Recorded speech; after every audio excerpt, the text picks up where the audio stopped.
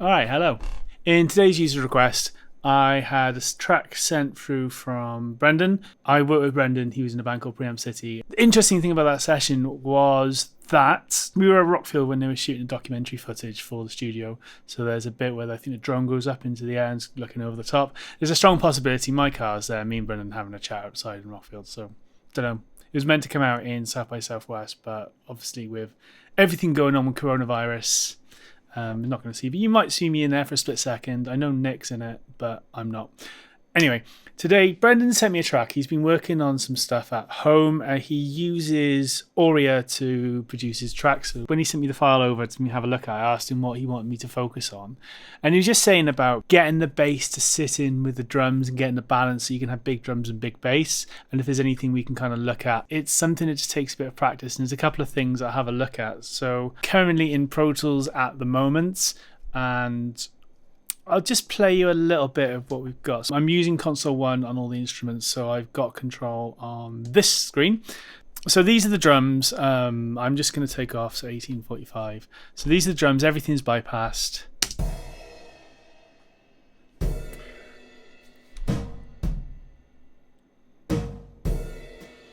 So the first thing that I've done with the drums is I've just done a little bit of low cut below 45 Hertz. And the high cut I actually want at 18 kilohertz. Now, when it came to actually EQing the drums, I've already had a look at this session in advance, and this is the EQ setting that I came up with. So I'm looking at boosting around 60 hertz. This is Brit Class A EQ. It's based on a Neve EQ. I really like it on drums. If I wanted to go more surgical, I might use something like an SSL EQ to kind of scoop out the mid-range or kind of use sharp bands, but these are quite broad shapes, so I'm using a bit of a cut at 360 hertz. I'm boosting 60 hertz, and I'll just show you what happens when just take these down a bit. So let's bring it back up. So using the low end just to bring the kick drum and the toms up.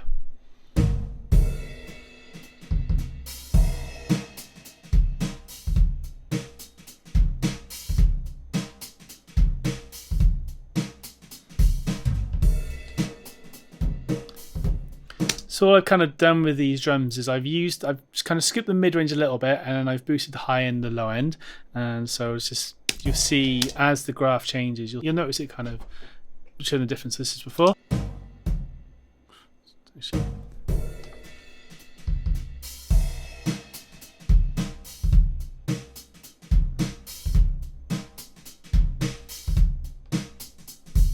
The other thing I actually had on was a compressor as well. Very, very gentle, not doing too much, just kind of taming the top a little bit. I think there's an auto makeup gain on this as well. Let's bring that down.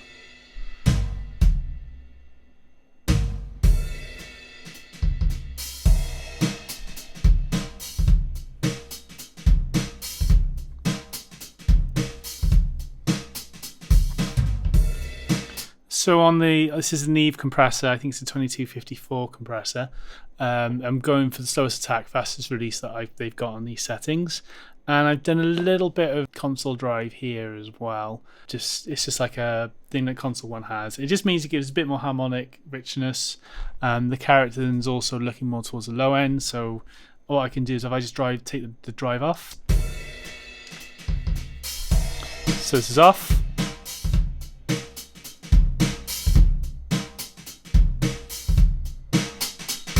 Character high. What I find with the character, especially with drums, is the character can be really, really useful. It's almost like a tilting EQ where by taking the character to negative, I'm getting a bit less of the harshness of the cymbals. So it's kind of rolling off the sound and making it a bit fuller. So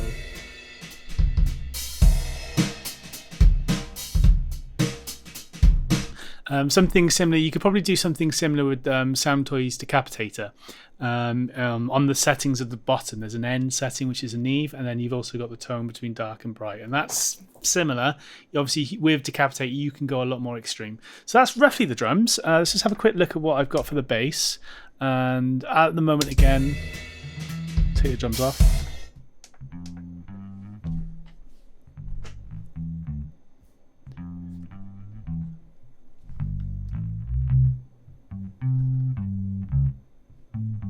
So drum, the bass, I'm assuming is recorded DI.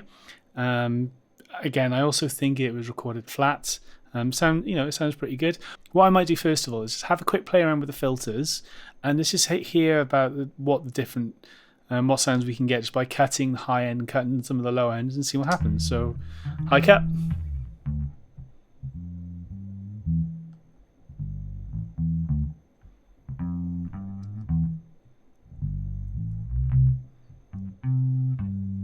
There isn't much information above 2000, 3000 kilohertz. Main fundamentals are around 100 to 200 hertz.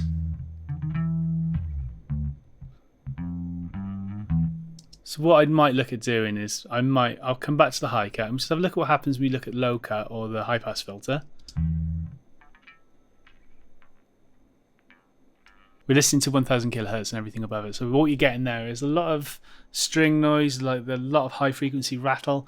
Sounds like probably you wouldn't need it, but it can be quite interesting what we can do with that. And again, I'll come back to a little bit later on. So let's just have a look again.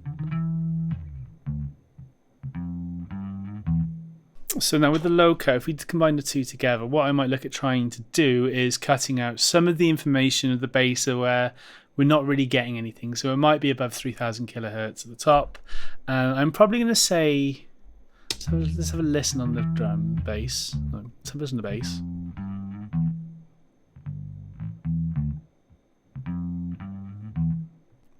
If I wanted to bypass the filters, what I could do is there's a button on here which is filters to compressor, and what that'll actually do is bypass it, so I can listen to the before and after and whether the information I'm getting rid of is something that I'm missing. I might come back and revisit that in a second.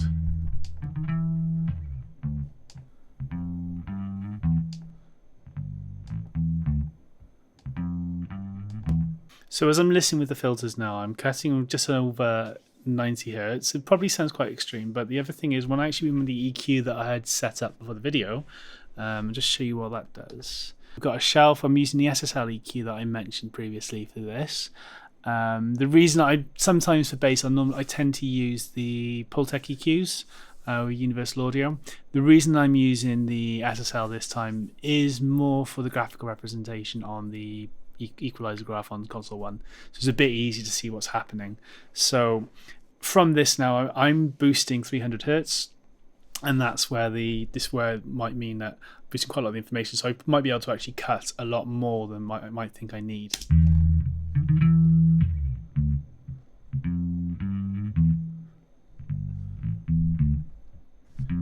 So just bypass everything.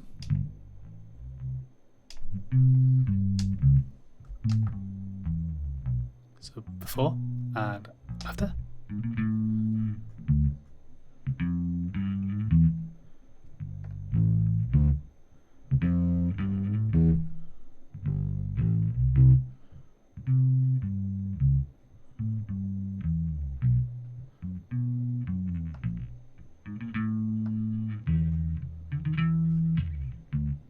So I've probably gone quite high with the high frequency information, and I'm actually, if we look at the high frequency boost, which is a bell, we're actually boosting up above the frequency of the low cut filter. It was just literally just done from listening to it, I guess, and it was what I thought would be useful.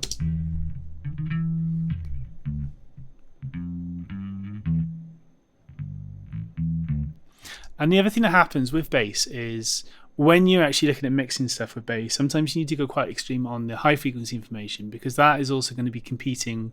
This area of 2000 to 5 might be competing with the snare, might be competing with the vocals, it might be competing with the guitars, or a lot of the guitars. So even though it sounds quite extreme, when it comes to the high frequency information isn't as strong as other guitar or other instruments in the mix. So what you'll actually find is that actually your perception of it might be actually a lot lower. And I always used to remember this when I was playing bass for other bands. I'd have a precision bass, and I always think, yeah, it sounds amazing. And you put it in the mix, and the high frequency was lost a little bit, but that's just the nature of recording and general, band stuff. So that's why sometimes when you're listening to rock music, you can sing quite extreme, but that's how you kind of get it almost, is you're pushing quite a lot, pushing quite high. Now the next thing I added as well was the compressor. Again, I'm not really doing too much. I was looking for about 3 decibels of compression, so I'll probably have to do is ride the gain a little bit at the front just to kind of get the levels again. There we go.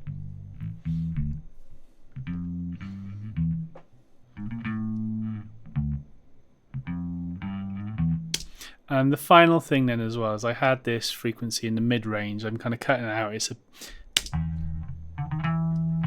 just the information. I've boosted it now as high as I can, and it's just I was trying to find the frequency information that I thought I didn't really need, and that's probably in the same area as the vocals will be. So then that's why I kind of actually just scooped it right down, brought it down to -18.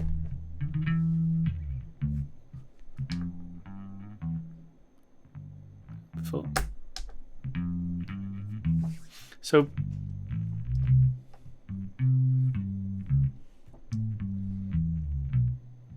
let's bring drums back in.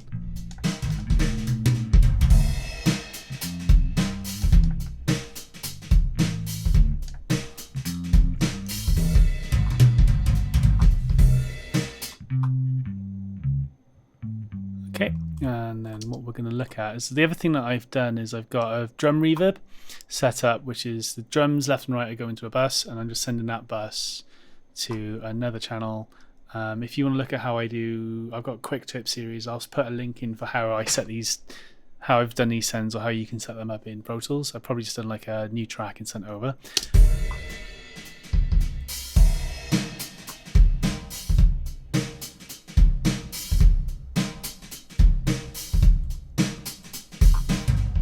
And then the other thing I've added is a parallel section for drums. And this is just a multi-mono preset on the Anniversary Edition 1176. And it's just all buttons in, Andrew Shep settings, and I think I normally go for about 20 dB. Between 10 and 20.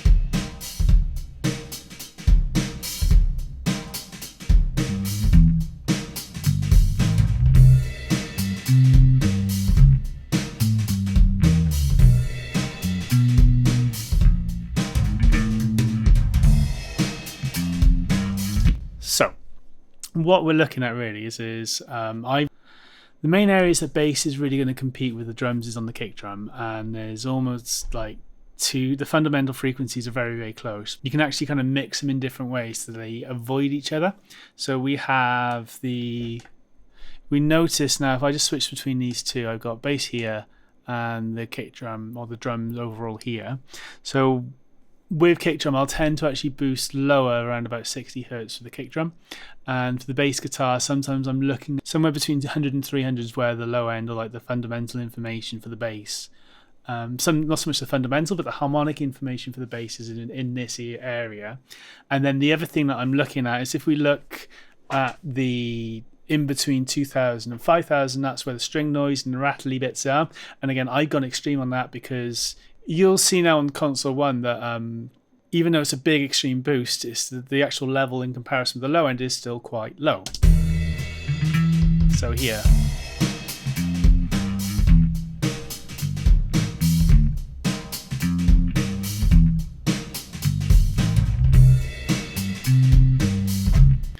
So yeah, that's really like the kind of balance between the two. So now let's just bring everything else in. I'm gonna have to actually save this preset as a bass preset. Brendan bass. I'm gonna put that on bass 2. User preset, channel strip, SSL, Brendan. There we are. Cool. So all I've done is, like, because of the way the session was set up, I haven't gone through and edited everything. I just imported. For whatever reason, there's a middle section where there's another bass track, which is exactly the same. It could have been put on the same track, doesn't really matter. And it happens something similar in the guitars as well. We've got these guitar 1, 2, then they got a bridge as well. I'm kind of just moving around the mic, that's why I'm moving my head so I can actually see the Console One. So what I'm going to do now, I'm just going to play you a little bit of the track. And so this is everything together.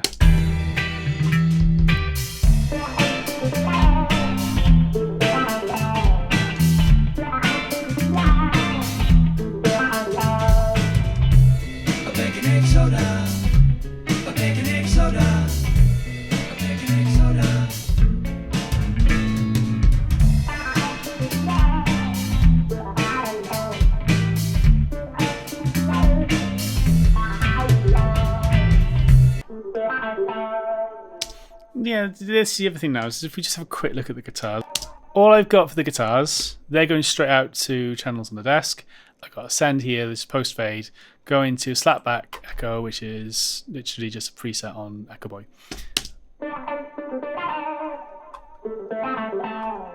Just put that in pre-phase so you can hear it.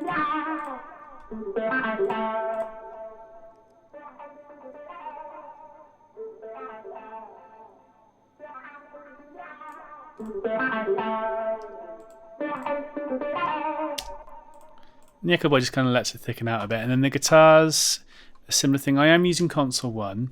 So I'm using the UAD API 550 EQ. And all I've got is a 3K and 5K. I'm boosting a little bit. And then I'm just filtering some of the information off the low end. And so...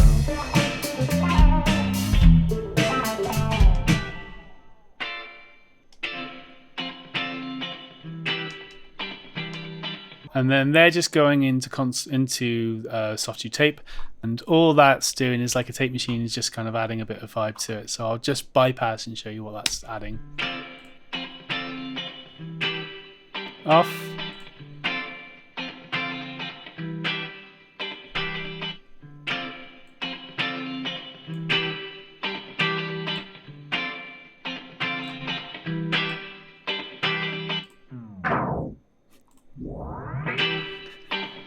My favourite bit of that plugin. I do that all the time.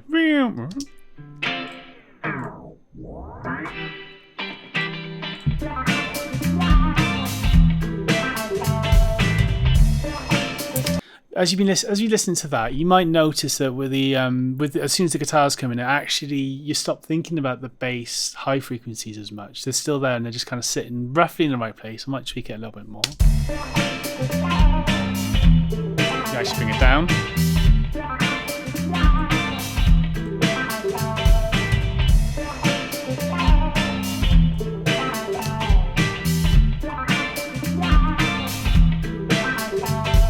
Final thing we could look at doing is I'm not sure it can be done in Audio, but honestly, I don't really care. Right. Other thing that I sometimes do on bass is I use something called F6, which is waves. It's a waves F6. It's like a dynamic EQ. And what I'll sometimes do is I might send the drums to a bus. I'll say that's bus 1. I set the sidechain on this to bus 1 as well. And then what I might do on F6 is I've got external sidechain, so then I could look at using the signal from the drums to affect the bass, which is As you notice, as I'm playing, this is actually following the kick drum, so I could actually set a threshold for every time the signal goes over this threshold. I could look at reducing the signal quite a bit. So, and it'll actually let's have a look. Stick it in the middle, and so watch what happens with this one. Should actually kind of cut down now.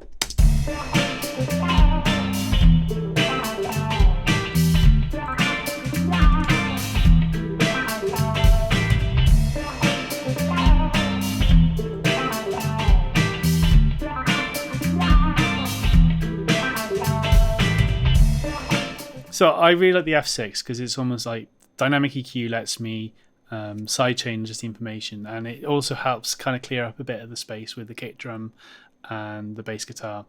So they're not kind of competing for each other, but they're working together and flowing. And I'm just going to send the bus as a pre-fade so I can just solo the bass and you'll hear the effects.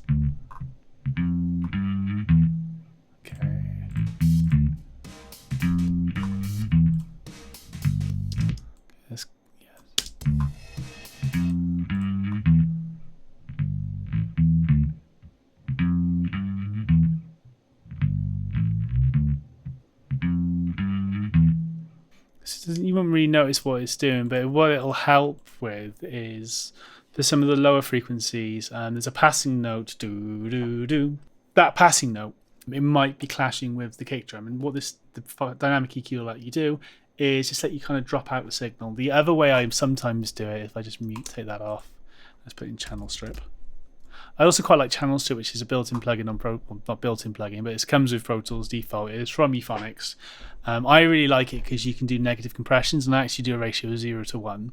And I sometimes just set the depth to -6, and then sidechain goes to bus 1. And there's a slightly different way of doing it, and because we've got that all set up, we will hear the signal and we'll hear the bass play, and we should hear some of the ducking as well. Sidechain, go to key.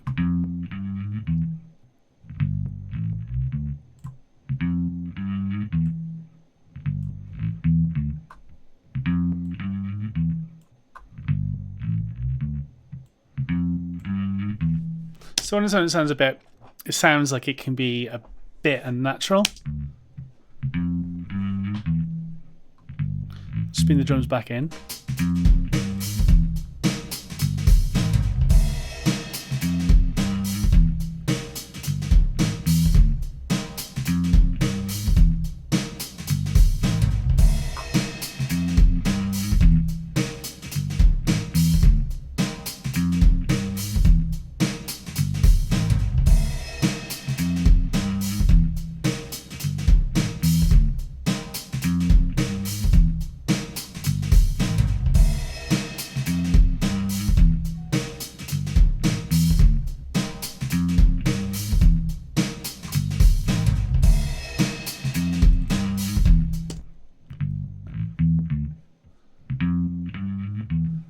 So without the drums, it sounds really unnatural and sounds a bit strange, but as soon as you actually bring the drums back in, you should actually feel that they're actually working quite well together.